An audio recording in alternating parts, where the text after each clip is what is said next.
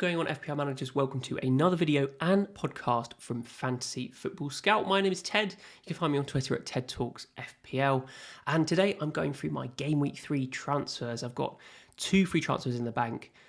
No idea what to do with them. So we're going to look through some key stats, some key hot topics, some players to discuss, loads of graphics, just to help me out with my transfers, and hopefully it helps your decision making out too. But without further ado, let's get into it. And I've got my team up here.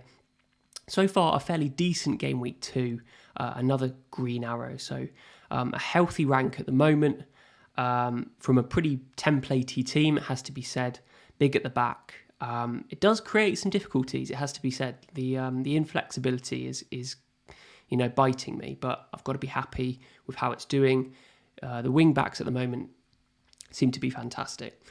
Double City defence seems to be so strong at the moment, but Diaz doesn't really offer that attacking threat that I'm looking for. And for 6 million, it is quite expensive. So it's weird. I think he seems to be the only make weight in the team. For the benefit of the podcast viewers, I'll just go through the team. We've got Ramsdale in goal, Robertson, Alexander-Arnold, Reece James, Diaz and Cancelo from City, and then Salah, Martinelli, Bailey, which is the main problem in the side, it has to be said, and then Jesus and Haaland.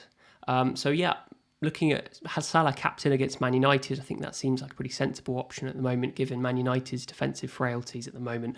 Haaland against Newcastle is certainly an option, but we have seen that certain games don't suit him as well as others. So maybe Newcastle away is the same sort of thing. Jesus against Bournemouth is a very legitimate captain option, so put the vice on him. But certainly going back to the video last week, looking at how we look at the teams and go, right, what are the weak points? Bailey is definitely the weak point. He's sort of lost his place now. He comes on for maybe the last 20 minutes in a game. Villa don't look amazing, but he needs to go. The problem is that there aren't too many options at 5.5 million. So I've got 0.5 in the bank. Bailey is 5 million. I've got to watch the price drops as well, because it looks like he might be dropping in the next few days. Keep an eye on that. But the players that I think probably are more exciting and that I can reasonably access from my team structure are around the 6.5 million mark, with some other enabling transfers to get there. So the wiggle room here is Diaz down to the likes of Cucurella, who did impress for Chelsea at the weekend, and Tuchel's comments were pretty promising. And I think his versatility, he probably could play left centre-back if Chilwell starts one game. But I think at the moment it seems like Cucurella is going to get that starting left wing-back spot. And he got an assist at the weekend, so what's not to like? Obviously, the only downside is that you're removing a City defender who are just so solid at the moment. So, but at the end of the day, I need some cash to upgrade the rest of the team. So I think that's probably going to be one of my transfers this week. And the likes of, Ramsdale and Diaz, for example, is quite an expensive double up. You could easily go Ederson and Saliba if you wanted a City and Arsenal combination, and that saves about 1 million.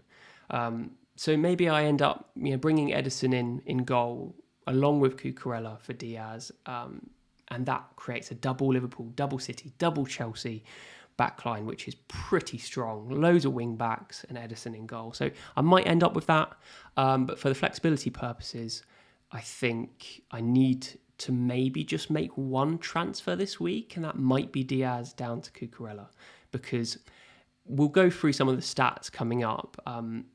Some of the players I'm looking at aren't proven consistent point scorers, and it does create an element of doubt in my mind about whether they're just bandwagons, whether they're going to consistently pull through with points in their coming fixtures. So we will look at that. So yes, I am going to move on to the first chart, which is a defence chart. And the first, I think we're going to make this a consistent thing, in TED Talks every week. We're going to look at the weak defenses, and we're going to continually update those every week, just to see like who are the defenses to target, who are the weak points. So we've got on this chart, we've got small chances conceded across the bottom, big chances conceded across the top. So players towards the right have conceded lots of volume of chances. Players towards the top have conceded the big ones, the easy ones, the chances that the attackers should be scoring against these teams are conceding them. And we can see Leicester and West Ham top there of big chances conceded, i.e. worst teams. But it has to be said, Leicester just played Arsenal and West Ham played City in game week 1. So maybe it's slightly skewed. And obviously the big caveat is two game weeks is a small sample size. This chart is going to be heavily skewed by fixture difficulty. You know, I mean, Man United don't have any excuses. Southampton played Spurs. Everton played Chelsea. Forest don't really have any excuses either. So I've boiled down the worst 6 or 7 teams here to be Leicester, Everton, Man United, Southampton, Leeds, Nottingham Forest and Bournemouth. I think they're the worst defences at the moment. The likes of Wolves, Aston Villa, Brentford, Palace, Fulham, I think are about okay, and that probably the same goes for West Ham. I need some more information to be able to maybe start considering those guys, but it's very clear to see that Man City are far and away the strongest defence here, miles away from the pack, haven't even conceded a big chance yet, and only have conceded 4.5, I think it is, small chances conceded per appearance. So that's per game, which is just nothing. That they're really not letting the teams in. You know, it has to be said, West Ham were pretty poor in that first game, and Bournemouth don't really offer that attacking threat that other teams do. So maybe, again, that fixture difficulty is flattering to deceive there. But I'm going to continue to have Arsenal, Chelsea, Liverpool, Spurs as the top defences. It's really that sixth spot, I should say, with Palace. I think Brighton are up there. They've been really good, really solid. It's whether they flop back into their old ways and start that underperformance malarkey. But at the moment, there's no reason to suspect that, with a really, really good 2 performances against Man United and Newcastle. So I think Brighton are definitely one to consider for defensive. If you've got Sanchez in goal at 4.5, you should be pretty happy, I think. So with that information, I'm going to be looking at the fixtures for certain teams that are playing the worst 6 or 7 defences here. The Leicesters, Everton, Man United, Southampton, Leeds, Bournemouth and Nottingham Forest. Those fixtures specifically for teams in the next 6 game weeks. And I'm just going to transition here. So I've got the fixture chart up here. I've got the top 7 teams in their fixture difficulties playing the worst 7 teams in the league. And these guys all have to play these teams, these bad defences, 3 times in the next 6 game weeks. Arsenal there with Bournemouth in game week 3, and then Man United and Everton in game week 6 and 7 respectively. Brentford and Brighton are up there with good fixtures. I think Brighton's other fixtures, it has to be said, game week 3 is West Ham, game week 5 is Fulham, game week 8 is Palace. So if you add those middling fixtures to these really good ones, Brighton's fixtures on the whole are excellent. And we've got to be, I know it is ridiculous to say, but I'm genuinely considering Pascal Gross as a Bailey replacement. And we're going to talk about him and stats wise, but I was watching the highlights and he was playing in the front 3, to the right of the front 3 in both games, getting forward plenty, having quite a lot of chances. I think Welbeck is a much better forward for him to play with than Maupay, who's a little bit more selfish. Welbeck tends to hold the ball up and pass to the wings.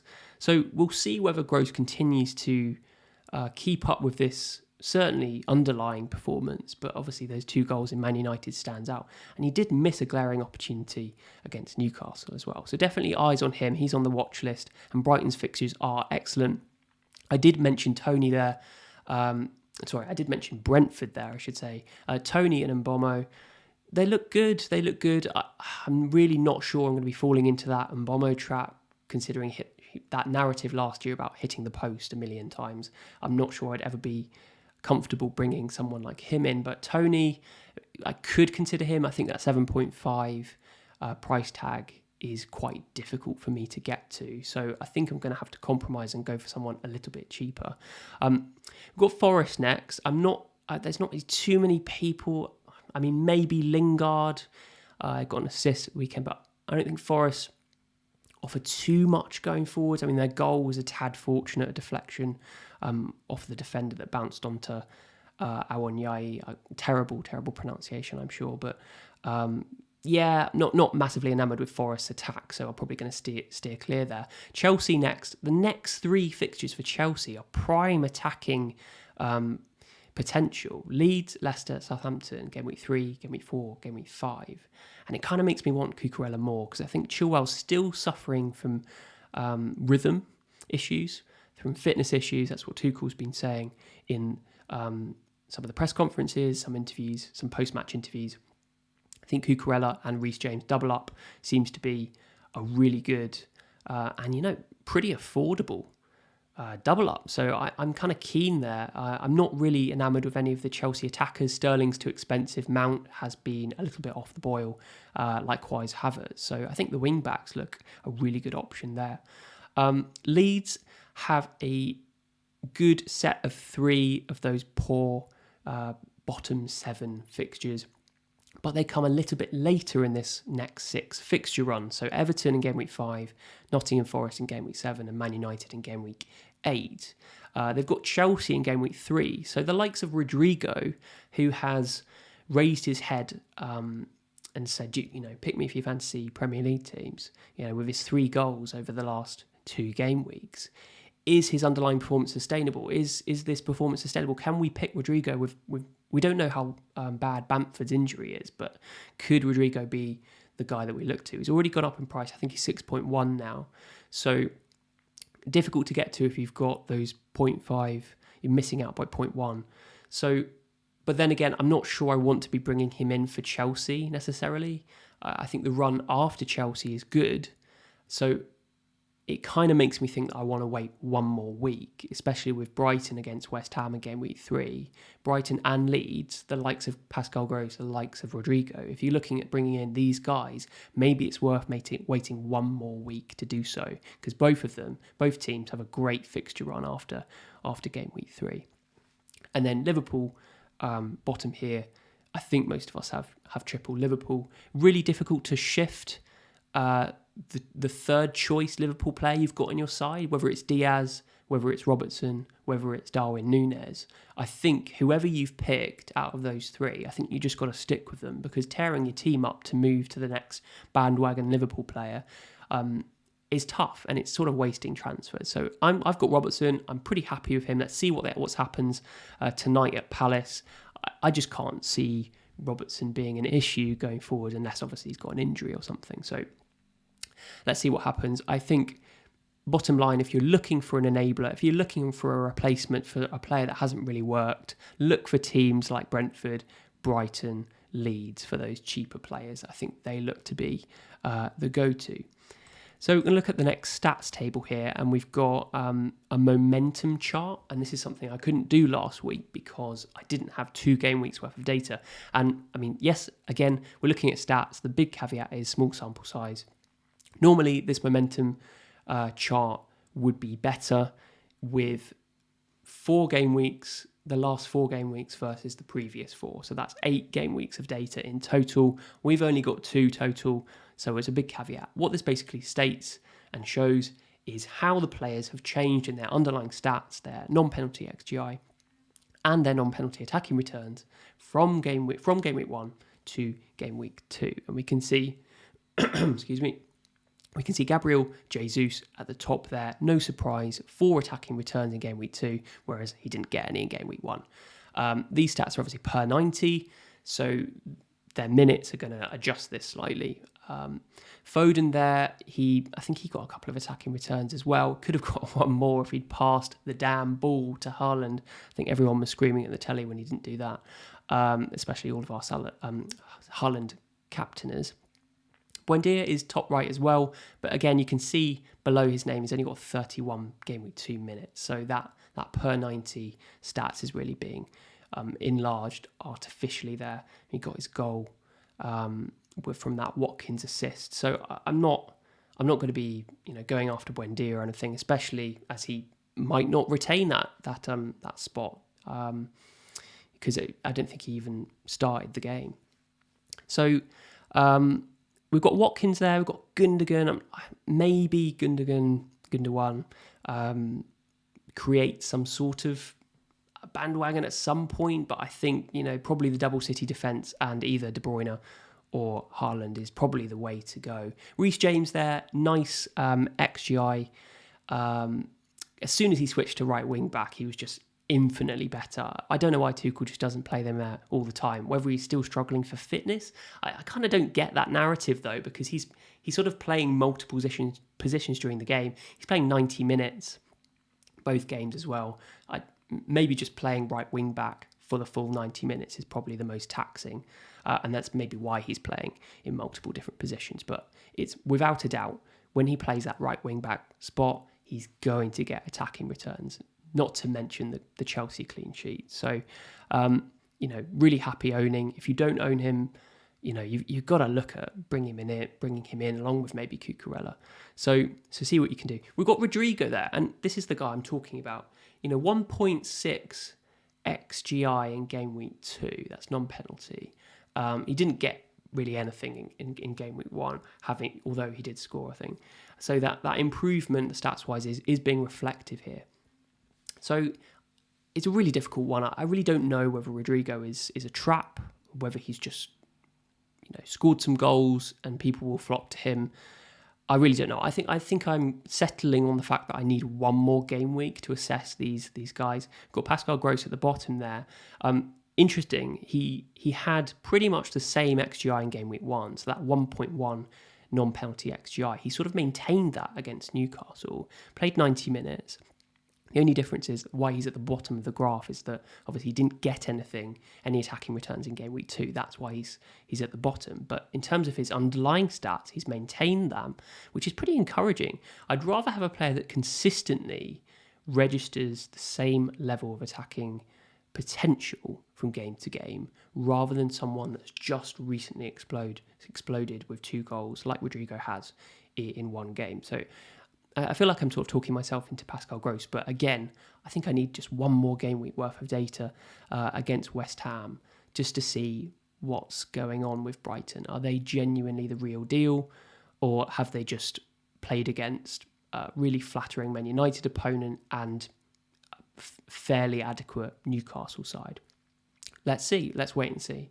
We've got Haaland there, a little bit of reduction in XGI. I think he struggled with getting the ball on too many occasions. I think the game seemed to suit De Bruyne and Foden a little bit more, but this could all have changed if Haaland had that tap in that Foden would have passed to him. So I'm not too worried. I don't think anyone's looking to ship out Haaland. I think if you've either got De Bruyne or Haaland, you're fine. So yeah, I think this momentum graph does a decent job in just saying like what's changed. Have a look for yourself. You've got Pedro Neto there in the middle. Hasn't changed too much. He's an option at 5.5. He did have some decent chances in that game.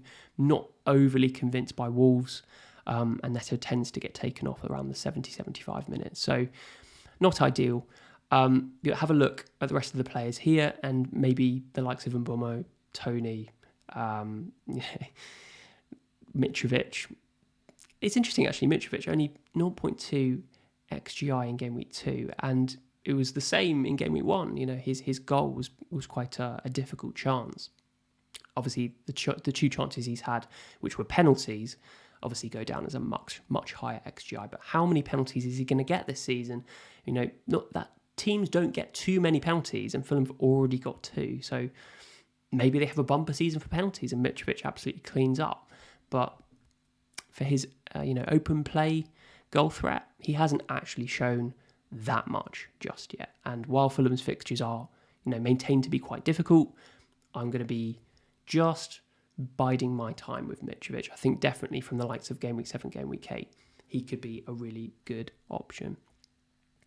But let's look at just the stats from the last 2 game weeks on the whole. Who's really standing out here? And so we've got chances created across the bottom on per appearance basis, number of shots towards the top, and inside the bubbles, we've got XG non-penalty on the top and expected assists on the bottom. So we've got De Bruyne furthest right for chances created, Maddison the best, Maddison best for chances created and number of shots, but as mentioned last week, that XGI is pretty low on the whole, so showing an average, a small average, so it means he tends to shoot pretty far out. Gabriel Jesus, top for shots, a 1 XG non-penalty per appearance is pretty strong. He seems to be the standout forward at the moment, even over Haaland, who's only registering a 0.5 XG non-penalty. If you compare Haaland and De Bruyne, I don't think that's too much in it, really, because you can see Haaland's got slightly more shots. De Bruyne's got way more chances created. So I think De Bruyne, from a quantity perspective, is doing much, much better than Haaland. But Haaland is crucially going to get that higher XG because he's going to be shooting much closer to goal with the likes of De Bruyne and Foden and Mahrez and Grealish feeding him into that central section.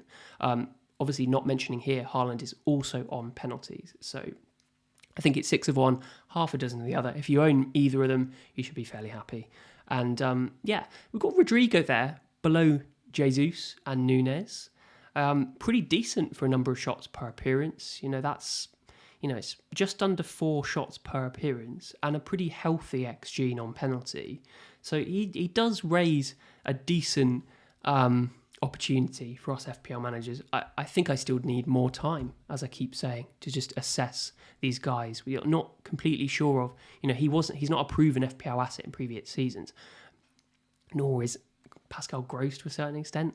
I mean, he's been around, but has he consistently registered, return after return in every game? Not really. So, we've got Pascal Gross in the centre there, just under Son and Kane, next to Reece James and Gundogan. Pretty good for chances created, but also pretty good for number of shots as well. It's pretty impressive. 0.7 XG non-penalty, 0.3 expected assists. That's better than Rodrigo. So those chances, the average chance seems to be a higher quality. But plenty of other players to discuss here. I mean, Welbeck's up there. Are we ever going to talk about Welbeck? I'm not sure. It seems like we're scraping the bottom of the barrel in terms of attacking talent here. We're looking at Pascal Gross and Rodrigo, but also Danny Welbeck. So I don't really know what I'm doing. I think I'm going to end up probably doing Diaz to Cucurella and then waiting one more week just to see whether anyone else raises their head above the parapet to put their name in the ring. Let's just say that. Because everyone else, I guess, is pretty underwhelming. Like Foden, yes, but I don't know how often he starts with a Grealish. He shares minutes with Grealish. He got taken off at 45 minutes at the weekend. So I don't know whether that was because they were just easily winning and just to give Grealish a few more minutes. But we'll see. And like Reece James, I think is up there just behind Sterling. It's just ridiculous to pay 10 million for Sterling when you can get Reece James for 6. Plus the clean sheet. So, it's a bit of a strange one. Kulusevski seems to have fallen off a tiny bit after his excellent game week 1 performance. Spurs have got a decent fixture run in the next 4 after their game at Chelsea. So, the people looking at Perisic, I really, really would warn on bringing him in without seeing him start yet. I think I need to see him start the next game and maybe even the game after that, just to assure myself that he's now a regular starter and then he's a consistent. He's dropped in price to 5.4 now, so even if he does start next game and get another price rise, you're still going to be buying him for 5.5 again in a couple of game weeks' time. But I think Cucurella is equally as good an option as a full-fledged Perisic and for 0.5 cheaper, so that's probably the route I'm heading. So yes, I think that's probably what I'm going to be doing, and I think I'm going to just go back to my team actually, just to go through my options. So we've got this 5-3-2, and so the options I'm currently thinking about, I could just keep Bailey for one more week and do 2 frees. I could do Diaz to Cucurella and Ramsdale up to Edison, but I think that Ramsdale up to Edison is a pretty luxury move considering Ramsdale has Bournemouth away in game week 3. So I think probably Diaz down to Cucurella and then rolling the other free transfer allows me to either do Ramsdale to Edison next week and Bailey up to Pascal Gross, or just doing Bailey up to like Rodrigo or something, and rolling the other free transfer next week. Or if I want to get a forward that's around 6.5 million, I think I could probably use those 2 free transfers to get Bailey down to a 4.4, 4.5, maybe even a De Silva if I can afford the 4.6, and then Archer up to like Mitrovic or something like that. I think that's probably what I need to do because I'm never going to be able to get something more expensive than that. So Diaz has to go down to create those funds. I'm never going to be getting up to an 8 million midfielder or even like a Darwin at 9 million forward. I'm just not going to be able to afford that. So I think that is probably my price range. That 6 to 6.5 million forward or midfielder. I want one more game week to assess, I think. And the only way I'm going to be doing that is Diaz down to Cucurella, which I think I'm pretty comfortable with. And I guess another reason why not to bring Rodrigo straight in is that he's playing Chelsea and I'm going to be bringing in a double Chelsea defence. So I know if you're thinking about optimal transfer strategy, each player should be independent, but emotion is an important part of this game and enjoyment watching at the weekend. I'm not going to be wanting to support Rodrigo to knock out my double Chelsea clean sheet.